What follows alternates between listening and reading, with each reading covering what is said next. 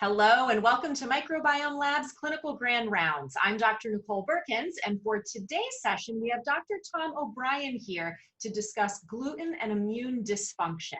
Many of you know who Dr. Tom O'Brien is. He's an internationally recognized and compassionate speaker focused on food sensitivities, environmental toxins, and the development of autoimmune diseases.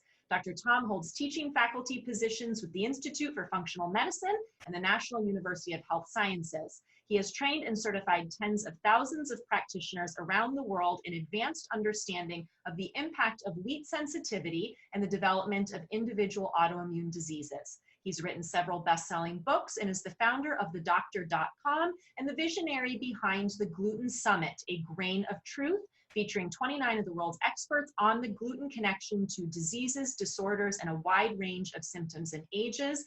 Welcome, Tom. Thank you for taking time out of your busy schedule to do a clinical grand rounds with us. Oh, thank you. It's really an honor. I mean, the attendees on this are the cream of the crop. And so I'm really glad to have the opportunity to share some of this science.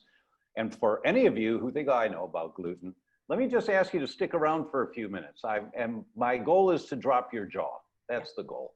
And you will. You already dropped mine. Dr. Tom and I were talking just before this, looking at some of the things we're going to be covering. He showed me a video that is absolutely incredible that you're going to get to see. So I'm really excited for this. Tom, let's just dive in, and I'd love to have you start. You've been around the world of functional medicine and health for quite a while, and I'm curious if there's something specific that got you interested in focusing so heavily on gluten as an under-recognized health issue for people.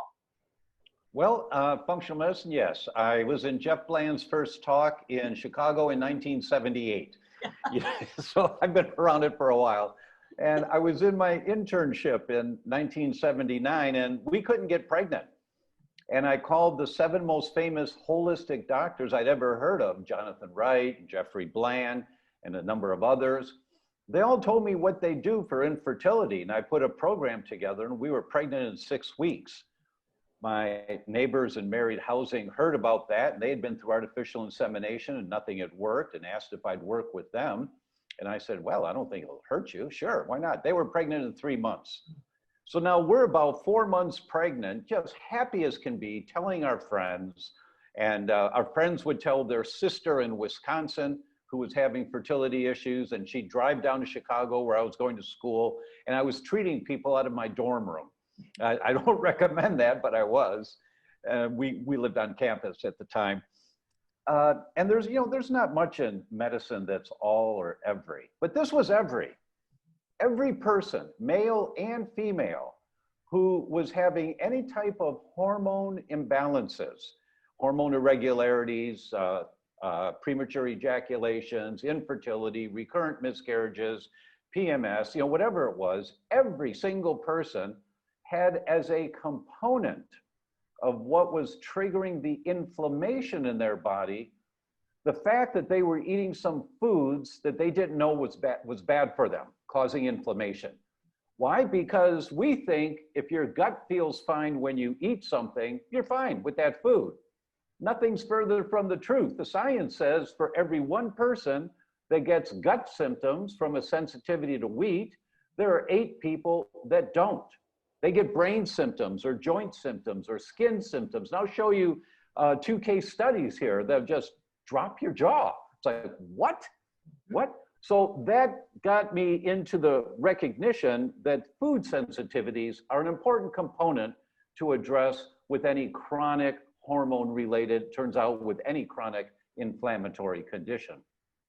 And the most common food sensitivity that we've discovered over the years has consistently been wheat. That's number 1 in terms of people having an immune response to the peptides of poorly digested wheat. Yeah. So let's get into that, because never has there been more of a focus on immune health and immune function than right now with what we've been dealing with in the world over this almost entire year so far. Practitioners, patients, people are thinking about their immune function more than ever before. And this is a unique opportunity for us as practitioners to really be understanding all the components that play into that and educating our patients on that. So I'd like to have you delve into talking about the connection between gluten specifically and the immune system and immune function. Sure. Well, the first thing to recognize, and this is like basic 101 stuff that everybody knows, is that our immune system is like a savings account in the bank. You've got so much reserves that you can use if you need to withdraw, right? And we know with this current viral thing that's going on, it's the elderly and people that are suffering from comorbidities where their bank account is running dry already, that they're the ones that are suffering the most. So if we keep that picture in mind, now let's look what wheat does in terms of impacting on immune function. So if I can share a couple of slides, I would love to do that. So I'm going to push a couple buttons here. Bear with me for a moment while I bring this up on screen, and let's get in a presenter mode. And let's talk first about Professor Alessio Fasano. If you look at his credentials on the left side here, any one of these credentials is a jaw-dropping accomplishment in life, right? But look at this guy.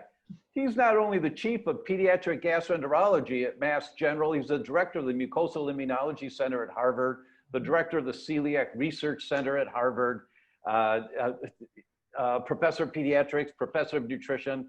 I mean, this guy is one of the top. We think he'll win the Nobel Prize someday because he and his team identified the proteins that activate this thing called pathogenic intestinal permeability, or the leaky gut.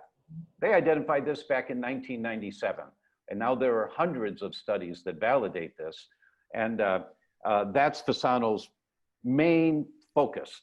Now, let's look at this paper that he published earlier this year. This came out in January of this year.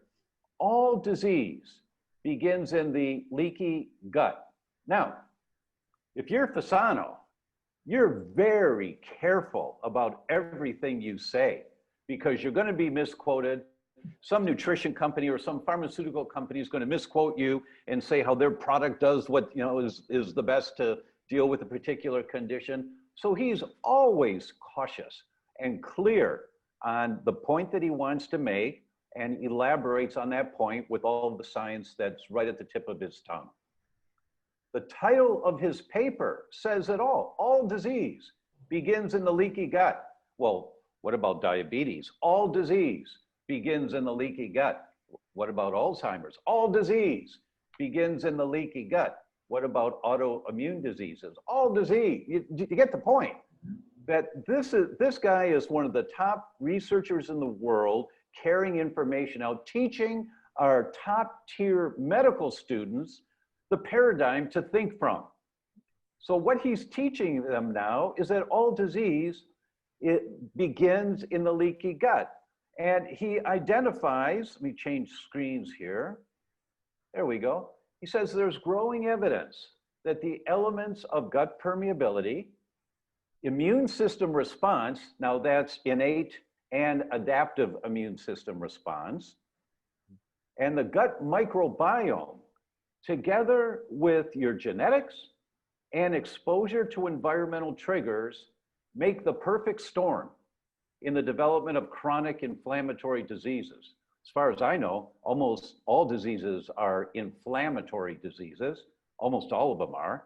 And he says there's 5 pillars: genetics, an environmental trigger, altering the microbiome, creating intestinal permeability, macromolecules get through the intestinal permeability into the bloodstream, and then a systemic immune response.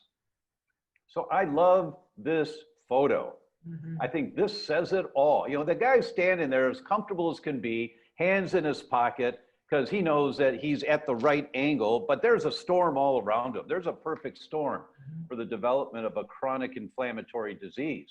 And it's genetics and environmental triggers and microbiome and permeability and a systemic immune response. That's true if we have that platform that we consider in the presentation of most everything that walks through our doors. We're going to get at the basics. And we may deal with symptomatic relief, acute symptomatic relief right now, But this is the basics of where the patient's presenting complaints, if it's a chronic inflammatory disease, where it probably comes from. And so what we as clinicians have complete control over time, but complete control over the environmental triggers, the microbiome, and permeability. You can't do anything about genetics, right? That's the deck of cards you were dealt. And your immune system, trying to protect you, is going to get activated, right? So it's the middle area where I propose all of our clinicians should be targeting their platform of care above acute crisis care. So you do the crisis care as needed, but then you start addressing these environmental triggers, the microbiome, and permeability. From that perspective, what we're talking about here today is one of the environmental triggers. Now, how often is this an environmental trigger? Let's go back to Fasano's article. Among the several potential intestinal luminal stimuli that can stimulate zonulin release, that's the proteins that initiate intestinal permeability, small exposures to bacteria, LPS, and gluten have been identified as the two most powerful triggers. It's like, what? What did you say? Now here's Maureen Leonard, also at Harvard, who did a review of the literature in 2017 on wheat-related disorders, not just celiac disease, but non-celiac gluten sensitivity. And she tells us, and I've got 5 studies on this in my all-day course called Certified Gluten Practitioners, 5 studies on exactly what Dr. Leonard says. Previous studies have shown that gliadins can cause an immediate and transient increase in gut permeability. As soon as those peptides come out of the stomach, an immediate increase in gut permeability. This occurs in all individuals who ingest gluten. Well, I feel fine when I eat wheat. I don't have a problem. Remember the 1 to 8. You aren't going to feel it necessarily. The lucky ones are the ones that get gut symptoms. The unlucky ones are the ones that don't. Now, what is the mechanism in triggering that gut permeability? We know that gliadin activates toll-like receptor 4 in every person, every time it comes out of the stomach into the small intestine. Segue, and I didn't put the study here, so does wheat amylase trypsin inhibitors activate toll-like receptor 4. So it's not just the gliadins, there's more in wheat that triggers this. So what's toll-like receptor 4? Mrs. Patient, you have the same body as your ancestors thousands of years ago. The same kidneys, the same lungs, the same liver, the immune system, everything works the same. Now your ancestors, one of the most important things in their life was to find food. So they're foraging for food. You know, they find food, they smell something, take a little taste of it, and then they eat it. But if it has some pathogenic bacteria that they couldn't smell or taste, it's the job of hydrochloric acid in the stomach to kill it, completely neutralize any threats that come in. However, if something gets past the acid in the stomach, and your patients today who have hypochlorhydria, if something gets past the acid in the stomach, the sentries standing guard in the proximal part of the small intestine is toll-like receptor 4. So toll-like receptor 4 gets activated when a bug comes in from the stomach into the small intestine, activating an inflammatory response in the gut. Well, we've known for years, this paper is 4 years old, that gliadin activates toll-like receptor 4, and wheat amylase trypsin inhibitors activate toll-like receptor 4. Now back to Fasano's paper that came out this year. Gluten is misinterpreted by the zonulin pathway as a potential harmful component of a bug. Your body thinks it's a bug. Your body thinks wheat is a bug. Well, I feel fine when I eat my pizza. That's because you're not one of the 8, right? But your body thinks it's a bug. Every individual, every time you're exposed to wheat, you activate an immune response. Now, you've got a bank account as to how much immune response capabilities you've got. Fasano, once again, the activation of the zonulin pathway represents a defensive mechanism that flushes out microorganisms, contributing to the innate immune response of the host against changes in microbiome ecosystems, specifically the bacterial colonization of the small intestine, or changes in its composition, or both. That is what activating zonulin is for, is to try to protect your microbiome. So when you have pathogenic intestinal permeability, you're gone, right? So there's 3 things in the middle of the 5 pillars that we learn how to address, and environmental exposures is one of them. Now, I like Jack Palance so much. So what's the systemic immune impact of wheat activating an immune response? Now, at first, it's not really noticeable, but once you've crossed the threshold and you've started making elevated antibodies to peptides of wheat, what happens? This is from our friend, Dr. Vojdani, and his assistant, Jema Lambert. They took 118 blood samples that were sent into the lab of patients that were suspected to have food sensitivities. And the ones that they found had sensitivity to wheat, there were 118 that they used for this, that did have a sensitivity to wheat. If they had a sensitivity to wheat, look at the percentages of elevated antibodies to self. So it's gluten positive or gluten negative. 20% thyroid antibodies, TPO, if you're gluten positive. 11% if you're gluten negative. Adrenals, 42%. Elevated antibodies to the adrenal glands, draining the bank account if you're elevated with wheat, to the adrenals, to the heart, to the reproductive system, to the joints, to the bones, to the liver, to GAD65, and then to the brain and nervous system. 51% of people with the sensitivity to wheat have elevated antibodies to their brain or nervous tissue. 51%. That's why only 1 out of 8 get gut symptoms. The vast majority get brain. How many of you get brain fog if you eat too much pasta, or you feel tired afterwards? That's very common to see. And with dairy, the numbers were very similar. It's not just wheat. And with lectins, the numbers were very similar. It's not just wheat, but we're talking about wheat today. My point is, if you've crossed the line of tolerance and you're making antibodies to wheat, you're also going to be making antibodies to self. It's because of molecular mimicry and cross-reactivity. Those are things I cover in my online course, but there's no time for that here today.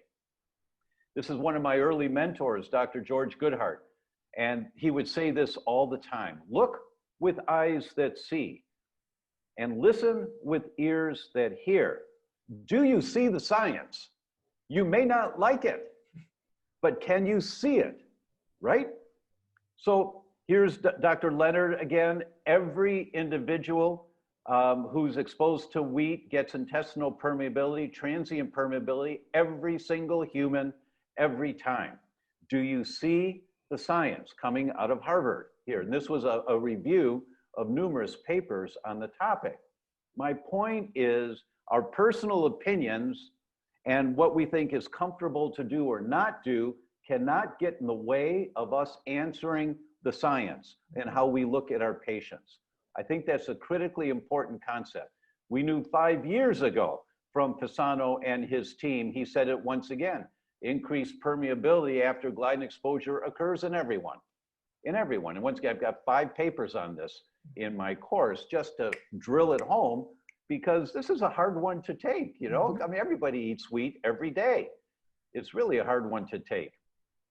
And I just want to show you, I'm going to show you a couple of case studies here, and then I'll stop, and then we'll have dialogue. So this was an artist who became pretty famous. I don't think many people recognize him here. This was his first major painting. That's his sister's first communion, and his mother and his father. Who's the painter? Picasso. And Picasso, his rule was, know the rules like a pro, so you can break them like an artist. The rule is every human gets permeability every time they eat wheat. That's the rule. Just read the science. You may not like it, but that's the rule. Now, how do you break it like an artist? How do you help your patients? Well, the more you dive into all 3 of the pillars, of the 5 pillars that Pisano talks about, you find ways to work around it a little bit, right? But you got to know the science first. You have to know the rules. So this is Picasso in more later in life, right?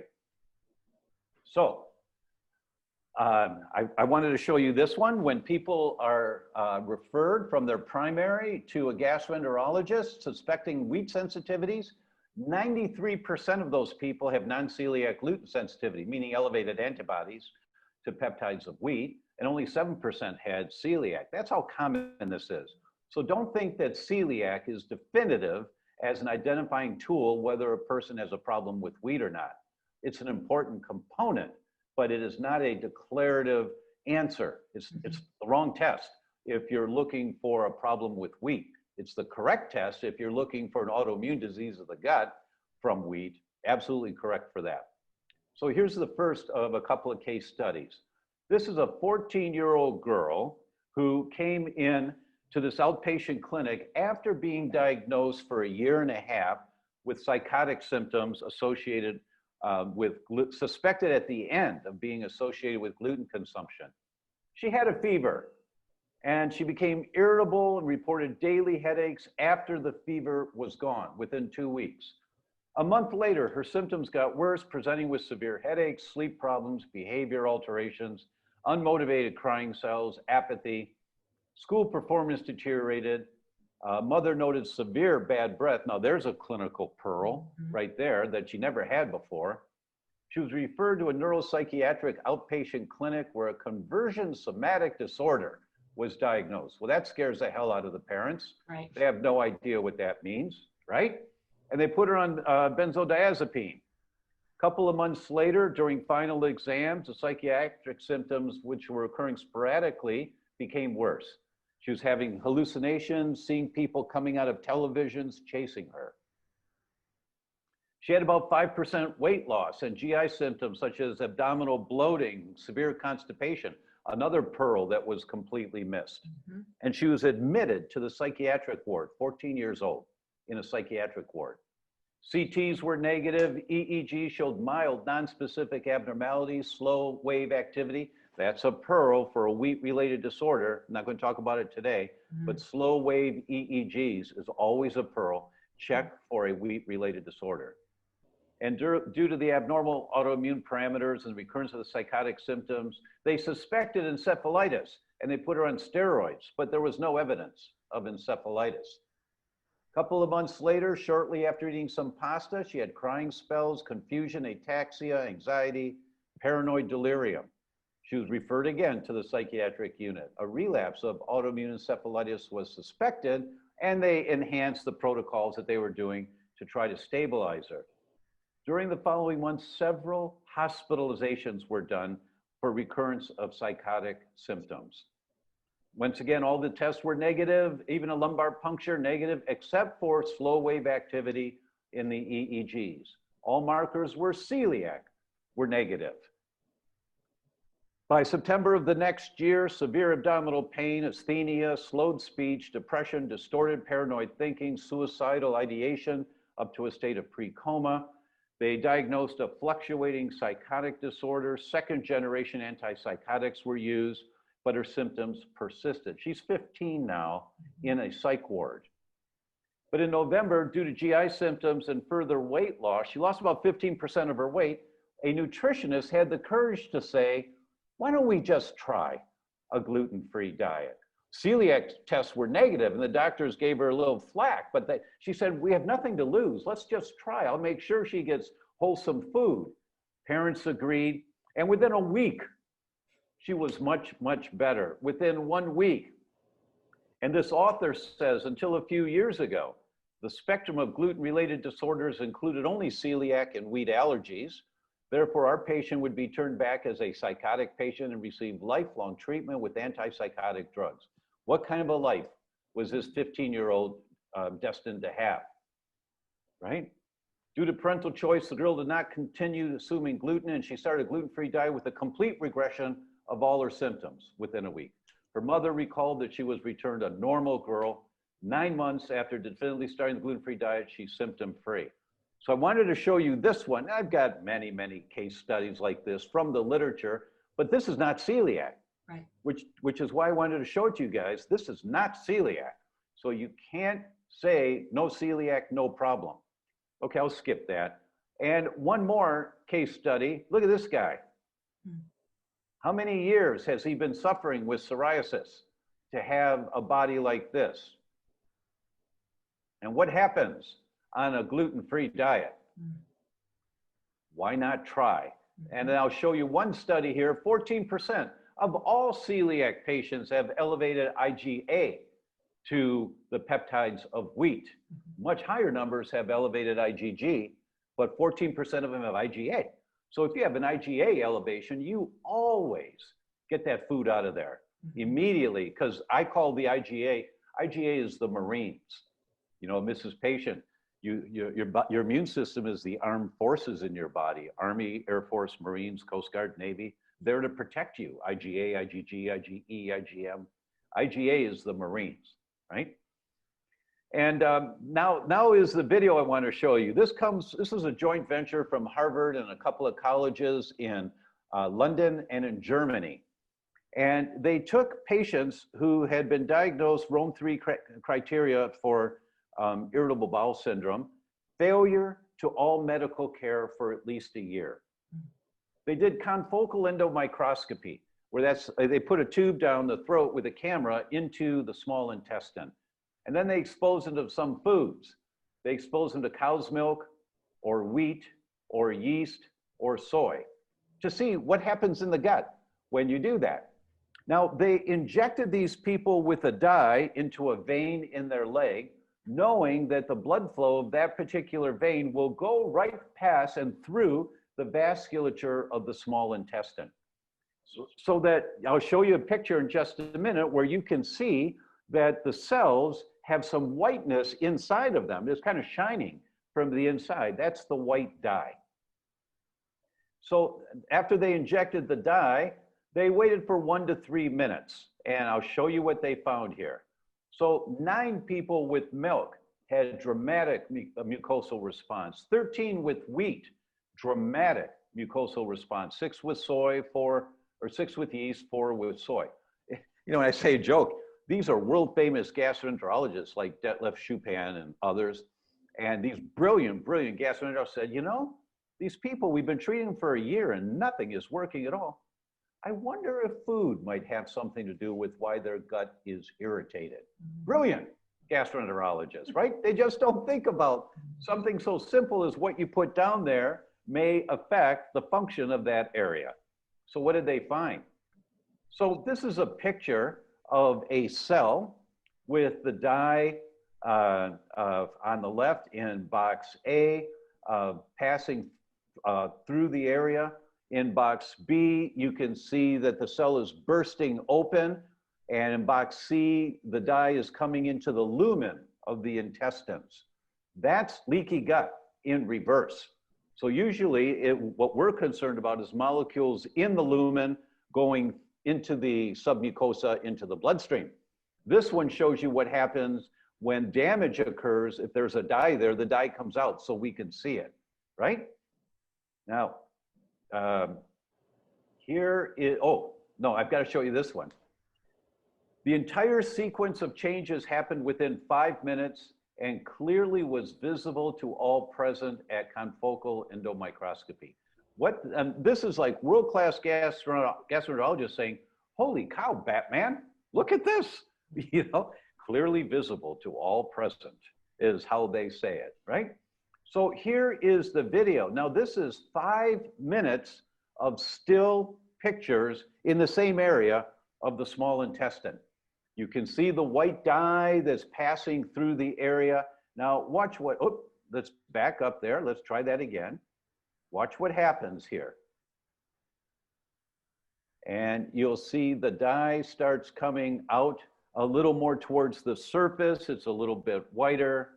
Now you can see at around 4 o'clock, it's leaking out between the cells. Now you look at 1 o'clock and there's that cell bursting, like the solo picture I showed you. This is leaky gut. Within 5 minutes of being exposed to wheat, within 5 minutes, this is what leaky gut looks like. I mean, it's just remarkable to see this because now you understand why people are suffering. And what we're mostly concerned about, I'm going to stop sharing now. What we're mostly concerned about is when you develop that leaky gut, what's in the lumen that gets into the submucosa and the small intestine. And what Fasano was saying in his article that came out earlier this year, the two things that cause that leakage every single time are gluten and LPS. Yeah, it's amazing. I mean, that video is amazing. You said a few minutes ago how we need to be willing to see the science of it. And that's like a picture's worth 1,000 words right there, or the video is to see, like, we can't ignore, we may find it inconvenient to deal with the truth of this, but you can't ignore seeing that video and watching in real time what is happening with the leaking between those cells. That's such a critically important point for all of us to wrestle with, is that we all know autism's going up, Alzheimer's going up, autoimmune diseases are going up. And Fasano is telling us the gateway in the development of autoimmune diseases is pathogenic intestinal permeability. And any chronic inflammatory disease has 5 pillars to it. And that's just the science. I mean, it's so great that technology has improved to the point that we can now understand the platform mechanisms that initiate all this stuff. Mm-hmm. And of course, you want subjective relief. And so the acute care protocols are important to help people feel better. But if you don't deal with this, it's coming back. One way or another, they're coming back, either in your office or somebody else's office, because you didn't really fix them. Mm-hmm. Yeah, and when we look at the current situation we're in with a viral pandemic, and I think, it's helpful to understand why certain individuals or groups of individuals and even certain countries, like here in the US, we seem to be having a lot more issue with that. And we look at these connections between, as you talked about, that bank account. When you have a population of people whose bank account is so much more depleted to start with because of these issues, it brings way more problems when we have a virus like this, right? Exactly right. Exactly right. Our bank accounts are drained, and the more pizza and pasta and, you have toast for breakfast, a sandwich for lunch, pizza for dinner, right? Croutons on your salad, let alone where wheat is used as an added ingredient in so many things. And it just takes minuscule, I've asked a number of immunologists this question: how much wheat does it take to activate an immune response, to activate toll-like receptor 4? And they consistently have given me the same answer every single time. And that is, if you consider vaccinations, you get a vaccination for yellow fever because you're going to Africa, right? Months ahead of time, you get a vaccination. Okay, now I'm going to Africa. What is it going to take to act? If you go back to Africa 20 years later, you just need a booster shot 2 weeks before you go to activate those memory B cells again, right? How much exposure does it take to activate a memory B cell? 1/1000th the initial dose, 1/1000th. Now just go to PubMed and type in gluten and memory B cells. Here come the studies. Yeah. So if you have crossed the line of tolerance, and not everyone has, but if you have crossed the line of tolerance and you have elevated antibodies to wheat, you can't be exposed to nanomolar amounts. And the studies tell us about wheat amylase trypsin inhibitors. Nanomolar concentrations is all it takes to activate toll-like receptor 4 and the systemic immune response. Nanomolar. It's amazing. I want to spend the rest of the time that we have getting into the pieces of what we can do to support patients with this, particularly focusing on the wheat rescue product that you've put together, because I think, all of us as practitioners, everybody listening to this knows gluten-free diet, that's important. We know the basics of that, but you talk a lot about how just telling people to do a gluten-free diet, we can't wash our hands of it and walk away and say, okay, they've got a gluten-free diet, we're good to go now with this whole gluten thing, right? You're absolutely right. And I've got just 3 or 4 more slides to show you from that topic. And it's really important, that we're all on the same page, that we understand whether we like it or not, no one can eat wheat without paying a price. Yeah. No one can. So that's why I did all of that, you know, to show you the 14-year-old girl, her life would have been ruined if a nutritionist didn't have the courage to say, let's just try this and see, right? Yeah. Because the blood tests were negative. So I'm going to share my screen again and move a little further along in this one for us. And so there's a critical concept is that gluten-free foods are not safe. And people, when you really do a deep dive into studying celiac disease, what you find out is if they're squeaky clean on a gluten-free diet, 8% of them heal completely. 8%. 65% will have the microvilli grow back, so the celiac disease is now in remission, but they still have inflammation and permeability. Those are the numbers when you read the science. Now, why is that? Why is it that only 8% heal when they're squeaky clean on a gluten-free diet? And the standard mortality ratio, if you're diagnosed with celiac, is 2 to 1. You're twice as likely to die early in life of something if you've been diagnosed with celiac and you're squeaky clean on a gluten-free diet. You're still going to die early. And why is that? This is why. Peter Green and Benjamin Lerner at Columbia, they published this in the American Journal of Gastroenterology last year. This was brilliant. They had 804 people take testing equipment and go into restaurants all over the country. And they ordered 5,624 different items on gluten-free menus. So once again, they're ordering off gluten-free menus. What did they find? Gluten was detected in 32% of everything they ordered on a gluten-free menu. 1/3 of everything is not gluten-free. Breakfasts were at 27%, dinners at 34%. Gluten-free pizza, more than half of it is not gluten-free. Gluten-free pasta, 51% is not gluten-free. This is critically important to understand. If you want to reduce the inflammatory cascade in the gut, stop activating toll-like receptor 4. First, you determine if your patients need to go gluten-free or not. And our recommendation is the wheat zoomer, because you zoom in on the best test out there, my opinion, and that's what the science says. So if you determine your patient needs to go gluten-free, then, and you understand only 8% heal completely, well, why is that? It's because the nanomolar amounts of wheat that is in different foods that people think are gluten-free, they're still getting minor exposures, activating toll-like receptor 4, activating the systemic immune response, draining from the bank account, so a person's immune system is weakened. These numbers are jaw-dropping, but this is from Columbia. Peter Green is one of the 4 horsemen of celiac disease. I call them the 4 horsemen. Stefano Guandolini at University of Chicago, Alessio Fasano at Harvard, and Joe Murray at Mayo.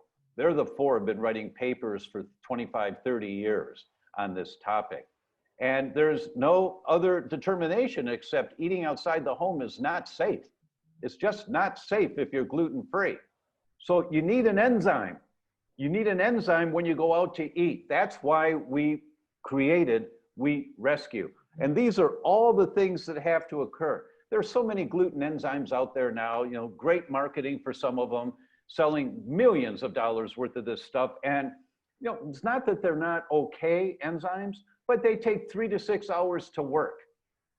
How long does it take to, when you eat food before it comes out of the stomach, going right by the sentries in the proximal part of the small intestine called toll-like receptor 4? How long does it take? 90 minutes to 2 hours. But these enzymes take 3 to 6 hours to work. Well, they'll protect the large intestine from colitis, but they're not going to protect the small intestine and the systemic immune response. As soon as that food comes, within 5 minutes. That's why I showed you that video. Right. Because it's within 5 minutes. There's no time to waste here. So we've got so many studies on the ingredients in Wheat Rescue and how effective they are in the stomach. Most enzymes don't work in the stomach. Almost all of them don't. They're designed to run, to function at higher pHs, but not Wheat Rescue. And Wheat Rescue will digest 99% of any inadvertent exposures to wheat within 60 minutes. Now, that I'll tell you guys, but I never tell the patients, one capsule deals with all of the gluten in a slice of whole wheat bread. But don't tell that to your patients, because then they'll think they can just take one or two capsules and eat the regular stuff, right? But that's how effective this is and how quickly it works. And it deals with all 8 allergens, not just wheat, the top 8 allergens. It deals with all of them. So that is Wheat Rescue. I mean, it's just, we're very proud of the product and the testimonials that have been coming in every week. The testimonials come in, the sales reps for Microbiome Labs tell us, oh, our docs just love this product. And they like, thanks, Dr. O'Brien, they worship the ground because it helps so much. Or with my doc's wife, she says that she won't go out to eat without it because of that. So that's the product. And you and I have talked before, and you have known my husband, and he's shared the story with you too. I just sharing a case study with him. My husband is not one of the ones that gets the GI symptoms. He gets severe back pain from gluten. We talked about this, and he shared with you that often we would go out to eat and he would be meticulous with ordering, order off the gluten-free, or order things that it wouldn't seem like could possibly have any gluten in them. And he would always know by the next morning because his back would hurt. And he would say, darn it, something that, was at the restaurant had some gluten in it and my back hurts. And since starting with the Wheat Rescue, it is the only thing that takes care of that. So whenever we eat out now, he absolutely makes sure when we're eating at somebody else's house or whatever, that he takes that with him. And it makes an amazing difference. And so, I just share that personal story from my own family because this is a very real problem. And I think often, you talked about that study where they tested so many of the foods and how many of them have gluten in it. I think patients end up being blamed, whether directly or indirectly, for this, right? Like, oh, you can't really be following the protocol. Right, you're cheating somewhere, right? That's right. And we patients can end up feeling really demoralized. They can feel really like they are screwing this up, or they can feel like their practitioner doesn't trust them because it often is the message, well, if you're still having these symptoms, you must not be following the diet plan. And I think understanding that is so critical, that they could be following the diet plan 100% of the time and still be having gluten ingestion. Nicole, that's such an important point because we're trying to help our patients, and we say, all right, we know that if you get off the wheat, the inflammation will calm down. The studies are really clear about that. And so you must be getting some exposures. No, we just don't know enough. Right. As practitioners. Now, this product is one, and what you've just shared about your husband is so very common to hear from docs. When I'm at a symposium, either on stage or later or something, just walking the halls, consistently, docs stop me and say, hey, thanks for that product. I mean, it really helps. It really helps so many of our people. And I'm not exaggerating. I mean, it feels really good to get that acknowledgement that the product works again and again. And when people forget it, they say, oh yeah, I didn't take my Wheat Rescue, I had some gluten-free pasta. Oh man, I paid for 3 days because of that, right? Yeah. Yeah, and I think, in my practice using it with kids, teens, young adults, it's a valuable support because we want them to be able to lead as normal of lives as possible, going out, doing things. Of course, now with the pandemic, no, people aren't going anywhere and doing anything, but the idea of them being able to have some control too, not in the way of thinking, oh, I can eat whatever I want and just take a Wheat Rescue, but knowing that they have that as a support that they can take if they're at the birthday party, if they're, at a friend's house and inadvertently get exposure and be able to use it in that way. That's powerful for kids at that age too, to know how to use that tool and that's something they can take control over for their own health. It's you're absolutely right. It's demoralizing for children and teenagers to be told they can't eat wheat. Yeah. It's called social phobia. Yeah. That they just don't want to go out. They don't want to go out with their friends. That's why the science is really clear. Now, this is a jaw dropper. there is a 40% increase in suicides in children if they're diagnosed with celiac disease. Wow. Compared to non-celiac, 40% increase. It's because they feel trapped, and the social phobia aspect of it.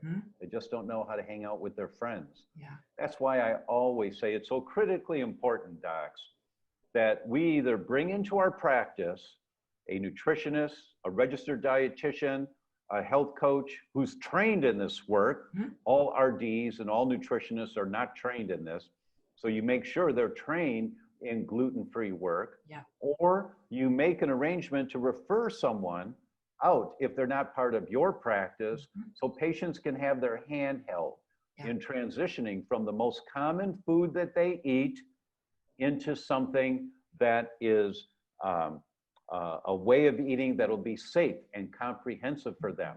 And you make sure if you create a relationship with a nutritionist or an RD outside of your own practice, they write up the notes of that session, and they email them to you to go in the patient's file. This is not just passing the buck off to someone else. You hold that nutritionist or that RD accountable. And if you don't like the reports that she gives, you let them know you want a more comprehensive report, and you want to know how are they doing, what did they report to you in the last 2 months since the last time you saw them, so that you're on. So then when they come to see you, you say, "Oh, I see that you've been seeing Kathy, the nutritionist," and oh yeah, it was a little hard for me too at first, But so there's an engagement here, and they feel that you're in charge of the case. But please don't just pass them off and forget about it, because this is going to be so much more common in your practice when you start looking for it. Because only 1 out of 8 has gut symptoms. Only 1 out of 8. So when you start looking at all your psoriasis patients, all of your depression patients, all of your rheumatoid patients, you're going to see it again and again and again. Absolutely. I want to just touch on, before we wrap up, the use of that. You talked about 1 capsule on point. Just to be clear for our practitioners, how do you recommend that people are using the Wheat Rescue? Thank you. Yes, Mrs. Patient, you usually with digestive enzymes, if you need help with digestive enzymes, we recommend you take them in the middle of the meal. That way they're sitting inside that whole glob of food in your stomach, and your body is going to make its own enzymes from the outside coming in to digest the food, and the extra enzymes you took are in the inside digesting out. But with this one, it's completely different. You take it before you start eating. So it's at the bottom, and nothing gets through into the small intestine. So that's how you take Wheat Rescue, before, 5 minutes before. And if you forget, you just take it as soon as you remember, right? But the goal is to take it beginning of the meal, so that no inadvertent exposures can get through. 1 capsule is the dose that you recommend for most people? I do 1, it says 1 capsule 3 times a day, and that's just for, they had to put something on there. I take 1 capsule before I eat anything. And last night I had gluten-free pasta with a puttanesca sauce. It was really nice. And I took 3. I'm not going to mess around, right? I don't say, well, 1 should work, or, well, okay, 2 will work. I don't care. I'm going to take an extra 1, right? Because they're extremely safe. And if I'm eating a bowl of pasta, and I did, and actually she brought me some extra noodles with that too. So I took 3. So at least 1. Yeah. But if it's a larger volume of potential contaminant, take 2. Great. And I think that's helpful for people to know that there is some leeway there, and that they can use judgment with that, depending on the size of the meal, what it is, all of that. Okay, fantastic. This has been an amazing presentation. So much great information. I always learn a ton every time I have the opportunity to spend time with you. As we wrap up here, I'd love for you to share, what is the #1 thing, the top thing that we've discussed today that you want our practitioners to walk away from this and do something with? Oh, thank you so much. Every human gets transient intestinal permeability every time they're exposed to wheat. Every human, every time, but it's transient.